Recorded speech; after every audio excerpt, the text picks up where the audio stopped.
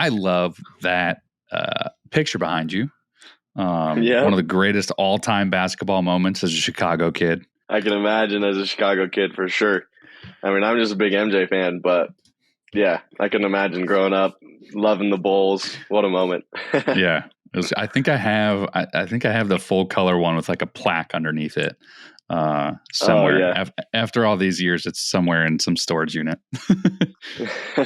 That's against the Utah Jazz, is it not? Yeah, that's in what is now Vivint Smart Home Arena. Back in the day, it was Energy Solutions. But a little something about me. I actually never really grew up a huge Jazz fan. My dad grew up in Vegas, and the closest team to him was the Lakers. And so he grew up a Lakers fan, and then kind of ever since I started watching basketball, it was Kobe and, Pau Gasol, Andrew Bynum, those days. So that's kind of where my fandom of the NBA started. I love it. It's a bold move putting up that moment there in your home state still. In Utah. Exactly. I definitely have some teammates that come over. We'll watch games up here in this little area and got a couch surrounding this, and they always look at the photo like, man, I can't believe you have that up. But you're like, believe it, baby. It's not going anywhere. Yeah, it's here to stay. The Jazz need to go back to those uniforms so bad. Those are beautiful uniforms. I can't figure out what color the Jazz are going for these days. They have a million different colors they wear. So there's a whole story about I really respect Ryan Smith. I think he's done a great job, not only building his own empire of Qualtrics, but just the Jazz. I think the Jazz are getting more of a bigger brand with him there, but I definitely don't think purple was here to stay. I think they were trying to pivot, and then it leaked and everybody hated it. And he's like, dang, what can we do? Let's keep purple. So then purple's in this rotation with yellow and black, and it's and I don't know. I'm always for a little rebrand. I think some things need some, spicing up, but I've always liked when the NBA does kind of a modern take on the old school jerseys, keeping the logos, keeping kind of the tradition, but just maybe some cooler graphic design with it, some better colors. It's like a refresh, not a rebrand, right? Yeah, exactly. That's a good way to put it. I'm a Sixers fan. I think the Sixers did a really good job with that. They're using the old school classic and have kind of made it a little bit more modern. I like what the Sixers have right now. I don't, as a born and bred Chicago fan across all leagues, I really don't have much to contribute to the jersey changes. Don't change a thing. Don't change a thing. Yeah. Do not change a thing in Chicago that you guys have. Yeah. Yes. I saw something the other day on Instagram that was it was kind of poking fun a little bit. Man, what has the NBA done with jerseys, man? They were showing the old Cavaliers stuff with that awesome C. The Jazz were in there. Or Orlando Magic with those pinstripes. It was whew, there's some fire jerseys back in the day. Yeah, it's crazy. And obviously the world runs around money, and I get what Nike's doing by making new jerseys and people buying new jerseys, but right. To have a new jersey for every team that makes the playoffs every year, that's just a lot of change, and it's kind of hard to keep the tradition when you have so much change like that. Steve, are you a baseball guy at all? Yeah. Yep. So I'm a big Dodgers fan as well. Back to those nice. LA kind of days with my dad. So yeah. Whenever we go out to California, we always try to plan it around one of the Dodgers at home. We'll go to a game or two. So, no, I was bringing it up because everybody was up in arms because Major League Baseball, they used to at the All-Star game, they would all wear their team's uniforms in the All-Star game. And then now they're wearing all the same generic uniforms. And of course, Major League Baseball, you're doing it because it's another way to make money and people buy the All-Star uniforms. But it's I remember you're growing up and you're like, that's so cool. There's a Orioles player out there wearing bright orange and yellow and all different colors. I always thought that was so unique about baseball. And they're doing the City Connect jerseys now too, which some of them are pretty awesome. Some of them have a little bit left to be desired, but the more you can sell jerseys, the better, I guess, right? Yeah, right. No doubt. I was actually watching the All-Star game too, and I was thinking man, the MLB All-Star game might be the best professional All-Star game there is, right? 100%. Because the NFL Pro Bowl, obviously nobody wants to get hurt. NBA, it's in the middle of the season, nobody wants to get hurt. But a pitcher can't go out there and just throw 80 miles an hour. He's got to bring his heat. It's the best. I was thinking about that. I was like, this is by far the best. It's actual really great talent conversation at a high level. I had that conversation with my dad because we were talking about All-Star games, the same thing. Like, I think the NHL does a pretty good job with their skills challenge, at least. Like, it's pretty compelling. But man, the way the players are mic'd up in the MLB All-Star game, like the different camera angles with like the ump cam, it's a lot of fun. And baseball lends itself to having a lot of fun anyway. So yeah, that's true for sure. My father-in-law, he's a diehard Dodgers fan. So my wife grew up in Southern California. So he always gives me a lot of shtick, Cubs, Dodgers, historic franchises for sure. But I got to ask you, Dodger dog, what are your thoughts on the Dodger dog? I mean, it's just an oversized hot dog, if I'm being completely honest. Thank you. Thank you so much. That's all it is. Like, oversized, overpriced. Like, I've always been a guy that, like, I need a good, like, bun to meat ratio in any type of a burger, like a hot dog, whatever it is. It's very critical, indeed. And so, I mean, I love Dodger Stadium. I love kind of the yellow seats, just the old school fashion, like the LA vibe there. Yeah. But yeah, I mean, if we're really talking about quality, I mean, it's okay. Like, you got to go have one for the experience. But like, yeah, of course. I'm probably hitting the Shake Shack at the, in the outfield before I get a Dodger dog. I just got really happy to have you on this show, Steven. Alrighty, everybody, welcome to the NIL show. I am Adam Cook here with Sean Ellenby from Campus Inc. Really excited to have a special guest today, Steven Ashworth, point guard from Utah State.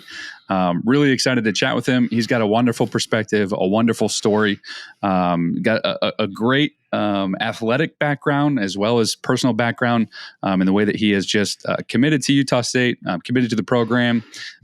He's almost a 90% free throw shooter, killer behind the arc, has spent some time in Indianapolis, spent a lot of time in Utah, and really excited to have you on the show today, Steven. So thanks for joining us. Thank you guys for having me. Looking forward to today. Yeah, I think the first thing, we want to get to know you a little bit, right? So, I gave you a real quick intro there, just a little bit about who you are. What I didn't mention is that you recently got married, right? Just a little bit over a year ago. I did. That is correct. Yeah. So probably the biggest event in my life so far. About a year and a few months ago. Sean knows what it feels like, just barely recently having the similar experience. Got married to my high school sweetheart. Actually, we met in high school, Lone Peak High School, and then that's awesome.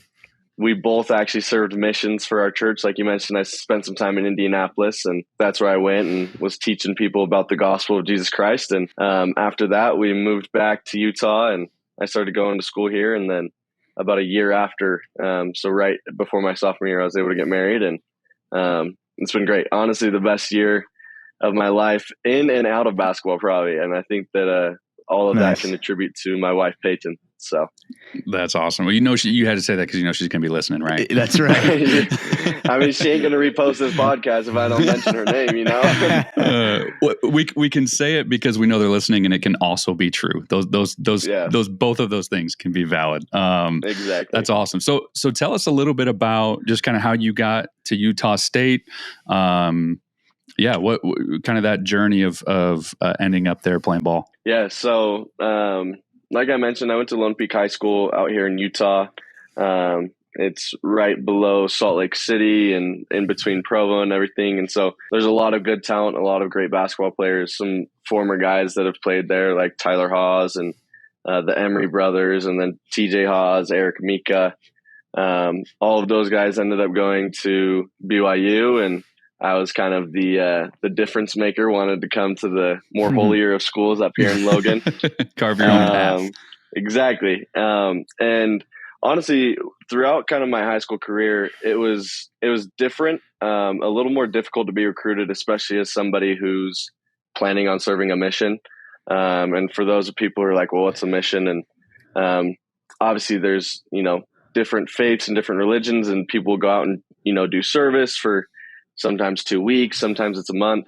Our mission experience is 2 years away from home, outside of the game of basketball. We get about 30 minutes a day for exercise, and I spent a lot of that time just finding the park nearby, or just about every chapel we have in the world has a basketball hoop. So that was, a huge opportunity and blessing that I took advantage of.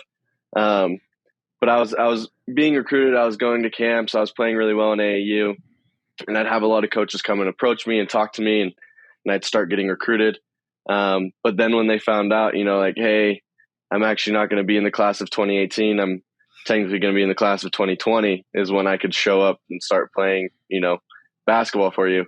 A lot of those kind of phone calls, interactions, and things kind of grew cold, which is a little disheartening, but I kind of had, other motives and other perspectives and, great mentors in my life, and realized that a mission was something that I really wanted to do, and I stuck with it. And eventually it led me to talking with Utah State.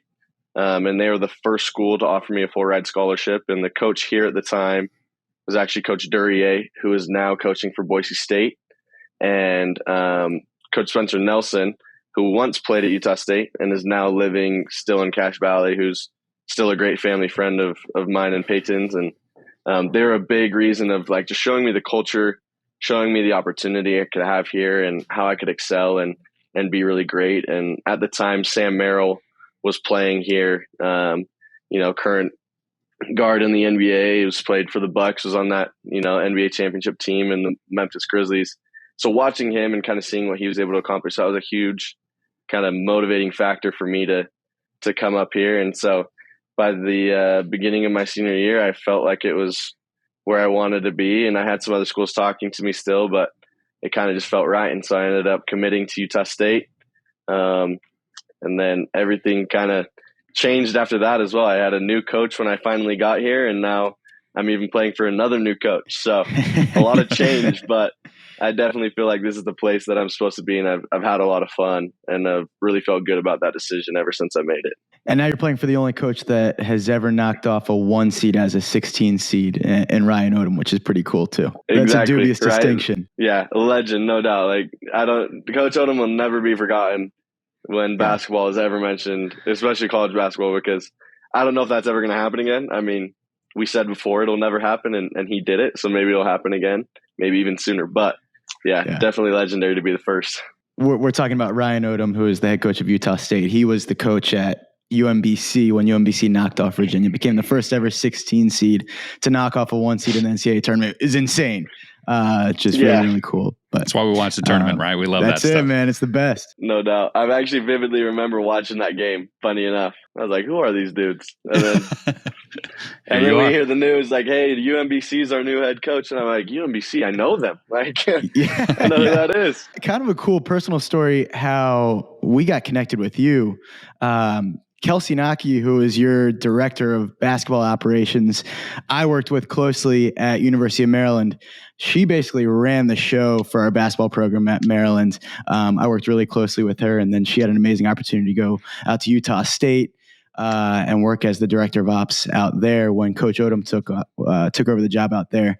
And I remember Kelsey hit me up and said, "Hey, I got a guy who is really, really forward thinking when it comes to NIL stuff. I think he'd be really good to work with. His name's Steven Ashworth. You should really get connected with him."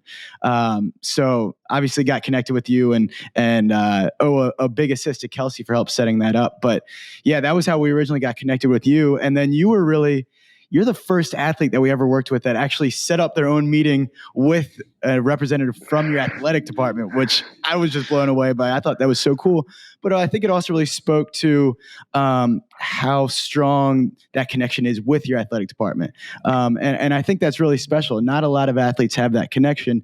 Was that something where you kind of worked for that relationship with the athletic department, or are they really good about working with their athletes? I mean, Coach Odom has mentioned it, and I mean, it's kind of different because he's come from a lot of different universities, and this is the only place I've ever been. So it was kind of just the norm. But he's been really good at like sharing with us, like, hey, like it's not like this everywhere else. Like these guys really care about you, the people in the offices, the men and women that are leading this university from the athletic standpoint. Like they care about our perspective. They want to know what we value and things like that. And so I've had some really good relationships with, our athletic director, John Hartwell, and then, our associate AD, Jerry Bovee. And like, quite honestly, now that you ask it, I'm trying to think back, like, how did those relationships develop? And I think it was just, like, they came to practices a lot. Like, I always said, "What's up?" Jerry Bovee always wants the smoke and 7 on the line.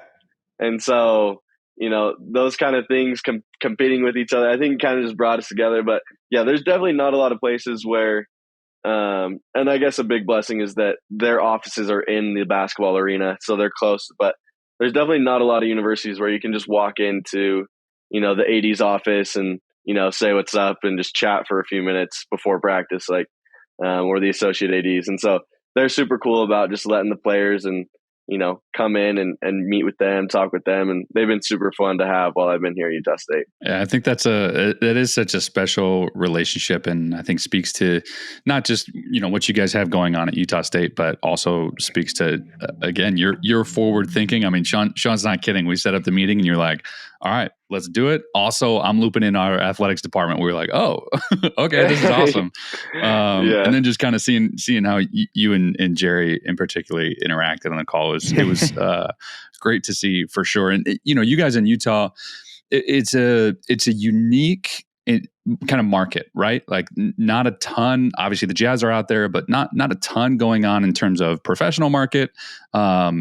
A couple other schools out in the area, but college athletics is kind of it. So, talk to us a little bit about that experience. Being a ball player in Utah, and just kind of what it's like in that particular market. Yeah, no doubt. I think that growing up, like the college athletes coming back to whether it was like our kids' camps or coming back and watching some of our high school games, like that was the biggest deal. Like, just seeing those guys, seeing what they've accomplished. And so to kind of be in that situation now, you kind of feel like the sense of gratitude, but also there's definitely some pressure because, the spotlight is definitely on college athletes, and with college athletics being such a big focus in the sports world here out in Utah.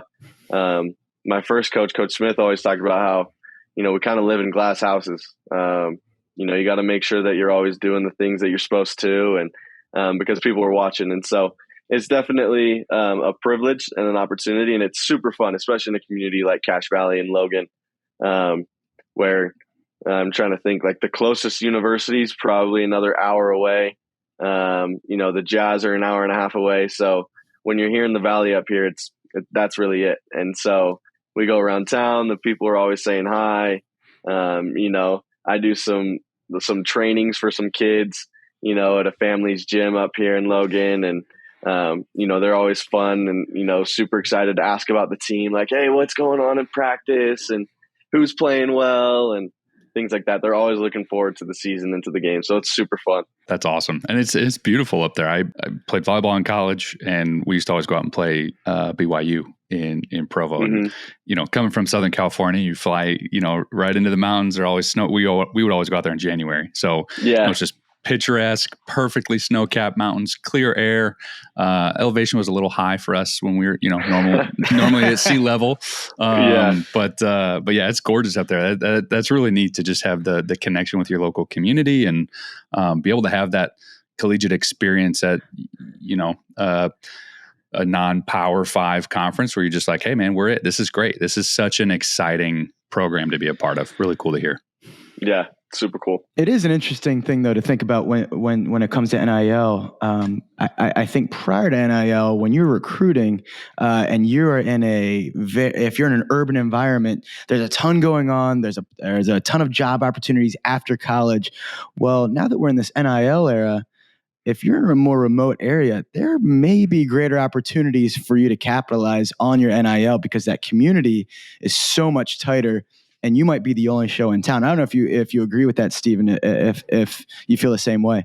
No, I definitely agree with that. And I think that more and more universities, I think, are learning that. Right. There's always going to be the schools that have a lot of money and that have like these endowment NIL programs that I think are eventually going to get shut down. And, my dad's been really good about teaching me kind of about business. He was an entrepreneur himself. And so he's talked a lot about this NIL space of, right, like it has to be a market thing. Like it can't just be a social thing where, a donor's saying, oh, I'm going to give $100,000, because eventually like it doesn't pay back dividends. And so with all of this endorsement, this sponsorship, the companies are going to eventually need it to be giving them money back. And so, that's why Body Armor partners with LeBron and Donovan Mitchell and those guys. It's because it pays back. And so in a town like Cache Valley, there's a lot of small businesses, and there's quite a few actually large corporations, whether it's alumni or whatever, that, using the face of any sport up here in Logan of the college athletes has a big pull. And so I think they're recognizing that, and they're using that more to their advantage, which is obviously a benefit for us in the NIL space up here in Logan as well. Well, that's, the media conversation so often. We talk about this all the time, and I'm sick of talking about it, but it's still happening. So, when we say, oh, NIL and college sports, like all you really hear people talking about is how it impacts, Power 5 revenue generating programs. And, you kind of get lost on what the opportunity as opposed to the obstacles are in a lot of different programs across the nation. Right. And, you mentioned your dad, has an entrepreneurial background. You're studying business. Talk to us a little bit about what Boosted by Local Athletes is. So the vision behind Boosted by Local Athletes is we're really focused in two spaces. One of those is actually a coupon marketing, both physical like coupon books that you see that the high school kids are always going around selling. Right? I did it in high school, and then somewhat moving that into a digital space. And what we do is we go and we partner up with local businesses that are already doing their own coupon advertising. And we offer them this opportunity to be in our coupon book that's going to be endorsed and sponsored and driven by the college athletes. And, they'll get basically their coupons with, my face on it, Rylan Jones, Logan Bonner, some of these other guys that have big polls. We can put their kind of name, image, and likeness on this. And next thing you know, Carrie Ann's down the road is a much bigger pull because, the athletes are there and it drives that. And then the second thing that we focus on is we will actually take a player's content, whether they're posting it with the local burger restaurant or whether it's like a tire store, and we can go to that business and let them know that, hey, this picture is being seen by 1,000 people in Logan right now, but that athlete actually is from Texas. So 3,000 people that you're paying to see this are in Texas and they can never visit your store. If you want to change that, partner with us, and we can actually, the term boosted, we can boost that photo, that post, that video directly to the people with social media marketing that you want to see it here in Cache Valley. So we can kind of flip those numbers. So you still get the pull of the athlete posting it.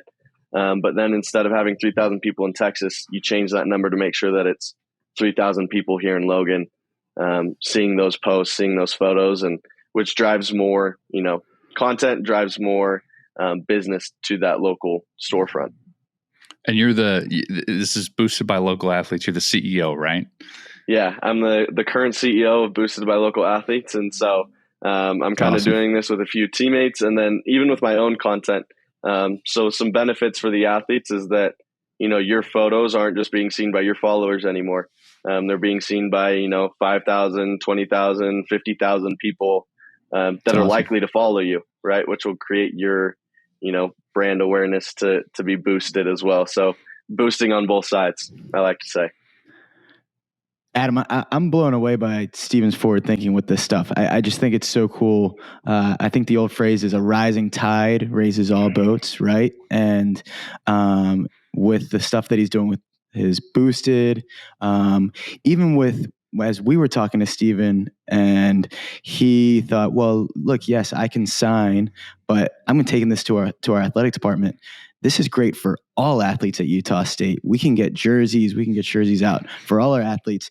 It helps me, but it helps all of our athletes here as well. I just think that's amazing. 100%. You've been our number one biggest fan and advocate at Utah State, which has been great. Appreciate it. Shameless plug, you actually have a drop live right now. You can find it at nil.store/Steven Ashworth. Tell us a little bit about just your first drop, and I love the logo there on the front. Walk us through a little bit of that. Yeah. So, I guess a little shout out for you guys. I've definitely loved working with you guys with just my brand and the awareness, just the content and the merch that you guys have helped me create is definitely first class. the best that I've seen in the NIL space. And the logo that I put on the front, it's an S with an A, and my man G, who does all the designs, he edited that for me. So then what we did is we made that S also into a 3. So a little bit like I took kind of the vision of the Steph Curry logo that he used to have with the S and the C, making the 3-0, and kind of branded that. And then on the back, I've always liked graphic tees. I like the old kind of fashion T-shirts, whether it's, even just like the players, like it's just a picture of Michael Jordan, whatever it is. Like I've always thought those are pretty sweet. And so, the graphic design team there has really kind of brought that vision to life. And I'm really excited about some other kind of merch that we can create. But the first T-shirt was definitely above and beyond anything that I was expecting. So it's been a lot of fun. Shooters got to shoot, right? That's what it's your exactly. little tagline That's on the the back tagline. My man Billy Bales, who's actually one of our, he helps with player development and everything and operations. That's kind of our thing is, and another one that we might have coming soon is never miss twice. The best shooters never miss twice. And nice. I think all of that kind of goes back to my personal confidence and desire to always have confidence in myself that, shooters got to shoot it. And, the best shooters never miss twice. So if it misses, shoot it again because the next one's going in. So I love that. I feel like just this is the common theme of this conversation is just kind of thinking, what's next, right? Like always what's next. And I think that's a pretty good indicator of, some of the best athletes as well, especially those who, play point guard is you're just always trying to think ahead. Where can I go next? What can I do next? If this happens, what position do I need to be in? And I feel like that's kind of how you position yourself in every part of your life, right? And when I just hear you talking about your merchandise and always wanting to have that little tagline there, I think that's a great piece of advice for anybody is thinking, you don't always have to just plaster your face all over everything, right? Like as you're moving towards, how to leverage that brand, it's really about who am I, right? What's important to me? And then how do I pivot that into something that's valuable to others? Yeah, no doubt. And I think that, a lot of the things that we learn in business can be learned from other things. And I think kind of a little plug for other athletes thinking about how to create their own merch and, what their taglines want to be. Like, look at some of the other athletes, right? We all have our favorite athletes. Like, I vividly remember the first time I bought KD's shirt that said "shoot till my arms fall off." I was like, that's the sickest shirt ever. Right. and it's like, those are some of the things that people can relate to. And so I'm a firm believer that we as consumers, as Simon Sinek says, we buy why somebody does it, not what they do, so what's the why behind it? And I think that you guys also have a great understanding of that as well, because, I can definitely relate to your guys' why behind doing all of this. And it's something fun to be a part of. And we got to make sure we got to give Brock Anthony a shout out, who is our creative, our art director, who does an incredible job working with all our athletes. He's the one that's ultimately pulling the strings on all the designs. And Brock, we promise, is going to be on our podcast soon enough to talk about his process. But Steven, can you describe for people what that process was like working with Brock, how you came up with that design? And I think what Brock does really well is he actually sends out a catalog to athletes and really just tries to get a sense of, okay, what do they like? Is that what he did for you? Yeah, that's exactly what Brock did for me. Honestly, cool. I probably owe Brock a public apology on this podcast for being on vacation. How crazy dare enough, you? I actually broke my wrist. And how so that dare you get injured? I know. So that put a delay on things, and I was like focused on this. I was like, Brock, I'm sorry. Like, I'm going to get back to you, I promise. And so Brock would send me this design, and it was awesome. And then, as my wife can attest, like, I'm horrible at responding after I see something. She's like, text him back. And I'm like, oh, yeah. And so Brock was great. He sent me a whole catalog of all the other artworks that he's done, even just some other artworks that he's seen of like different guys and different T-shirts. And he just let me know. He's like, hey, send me, screenshot whatever you like. Send me like the numbers of whatever you like. And I sent those off to him, and he's like, great, like I'll start working on it. And he kind of sent me a few mock-ups and kind of asked, what do you want to do first? And was really great about putting my brand first. He was really big on, letting me know, like, this is my decision, whatever you want to do, whatever you want to change. And so I think when I finally got to decide on the graphic tee, we probably made even 4 or 5 different renditions of that graphic tee. And Brock was super great about, getting that, kind of redeveloping it, probably with him and his team. And so they were awesome about doing all of that. And, it's been a great success. I've loved it. I can't wait till mine gets shipped out here, and I'm definitely going to be pulling up to practice, rocking that. So getting the team ready, but Brock does not miss. That's for sure. Yeah. So we mentioned a little bit you're a business major. I'm curious, how are you kind of approaching the NIL space, your major? Are there opportunities at Utah State for you to kind of bridge those two gaps, what you're doing academically and as a student athlete to kind of, I don't know, take all your efforts on the court, in the gym, and in the classroom and kind of apply them to what you're doing in the NIL space? No doubt. And I think that being in the business world, I've had a lot of proactive professors who are really interested in the new NIL space. And funny enough, one of my professors and I actually, we got put together an entire NIL class that's going to be going live this next semester for the first time ever. Wow. Professor Creech is his name, and he was super good about helping me kind of navigate, what do I put my focus on? Obviously I got to excel academically. I've got to excel on the court because quite frankly, if you don't excel on the court, your NIL value kind of starts to decrease. Right. And so you got to take care of that first. And so this new NIL kind of course that will be taught by my professor is going to go into all the different details of what the aspects for athletes are, the different businesses that can be created, the new channels that are being opened.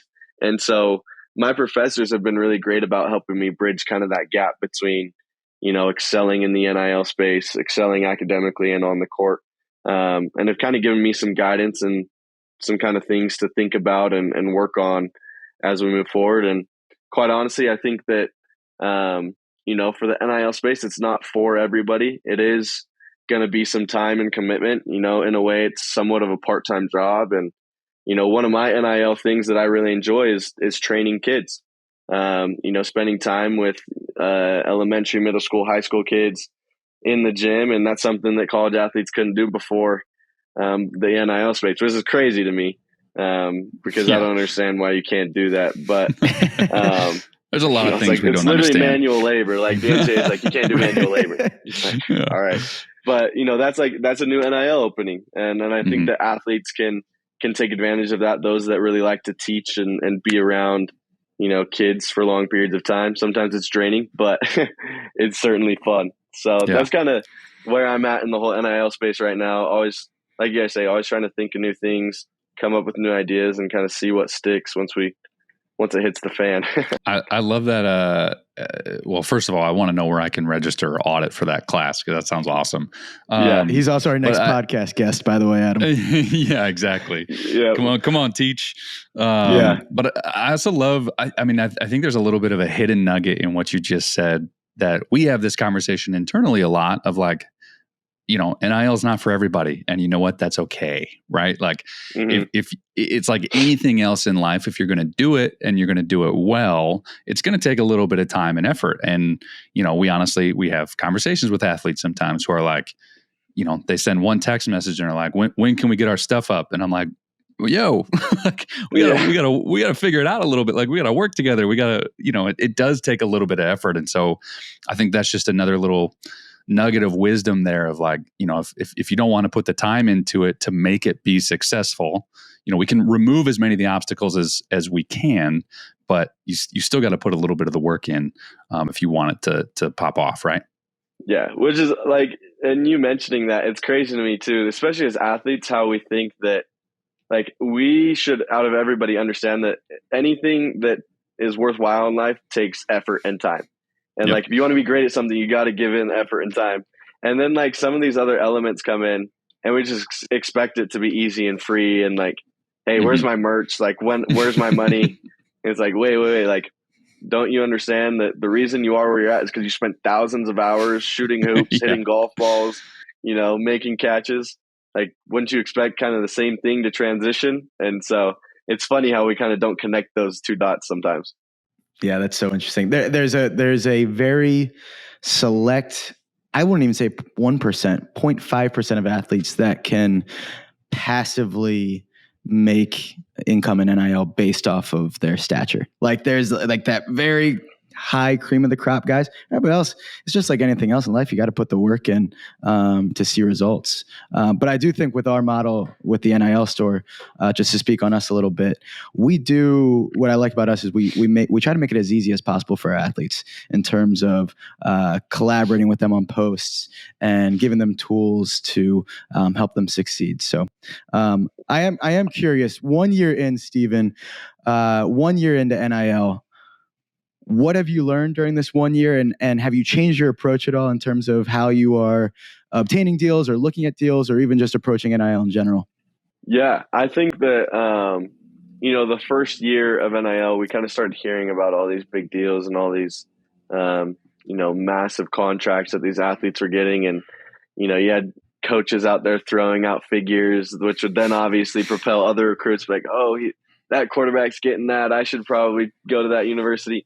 And so, like, there's all this whirlwind. And so at first I was kind of thinking, like, hey, like, when's Utah State going to jump in on this? Like, when are they going to, start bringing us deals? And it was kind of that understanding, like, wait, like, this is going to be like anything else. Like, I'm going to have to work for it. I'm going to have to go out.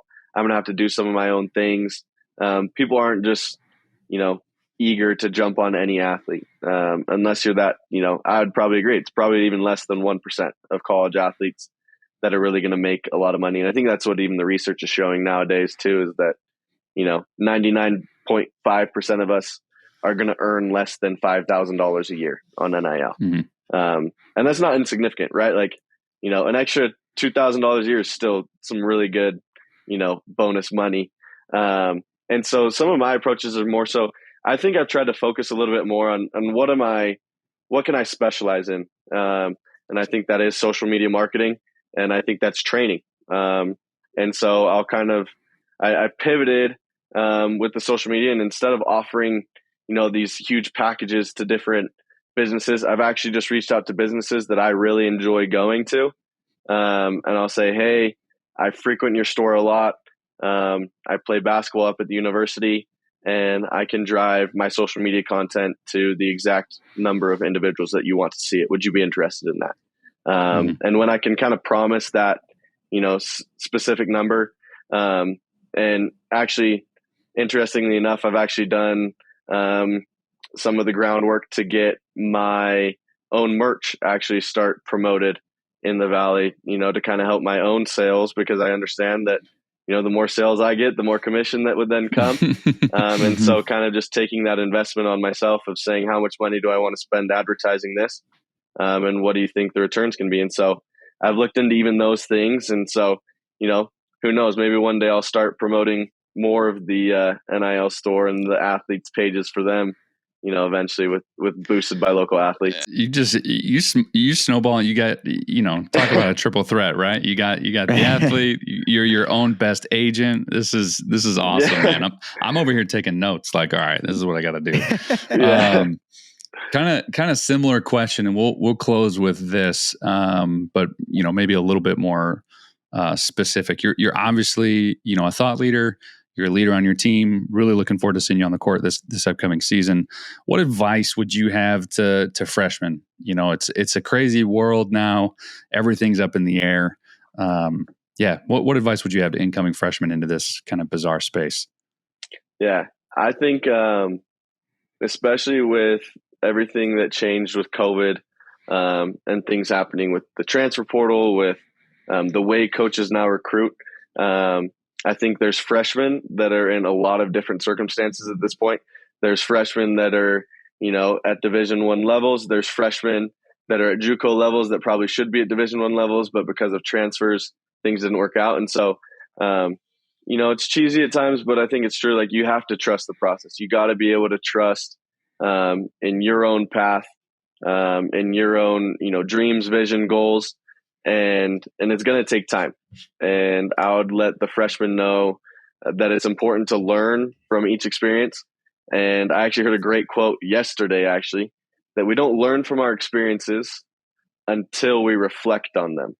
And I thought that was really powerful. And so, we can be going through a whole bunch of different situations and circumstances, but until we take a moment to actually think, okay, what happened? What was going on? What did I not do right? Or what could have my teammates done differently? All of those things are the times where you can really learn. And so as an incoming freshman, take that time to learn, be patient with yourself, but also don't take shortcuts. You got to be able to put in the work. You got to be able to do what is necessary to get to the level you want to be. And, we never lose a game. Sometimes we just run out of time. So keep that mindset, and you guys will all be super successful. And I'm really excited to see where college athletics will go, and with this new NIL space and what happens from here. But best of luck to all you incoming freshmen, I might say. That's awesome. One last fun one I have for you. I have to ask, I've been dying to know, skiing or snowboarding, and where's the best place to go in Utah? I'm actually a big time boarder. I wasn't able to do a whole bunch throughout high school, but before high school, I snowboarded every winter. We would have like a weekly bus, and You got to go to Park City. You got to go to Park City. Sure. There's 2 resorts. The Canyons is up there as well, up that same canyon. But Park City is my favorite resort for sure. Mark it down, people. Mark it down. Catch Steven on the slopes in Park City after your eligibility is up, right? After your eligibility Exactly. I love it. Hey, this has been episode 10 of the NIL show. Adam Cook and Sean Ellenby from Campus Inc., joined by Steven Ashworth, point guard at Utah State, thought leader, motivational speaker, self-aging representative, CEO. Steven, what a great conversation. Really grateful to have you, and we'll catch you all next time on the NIL show.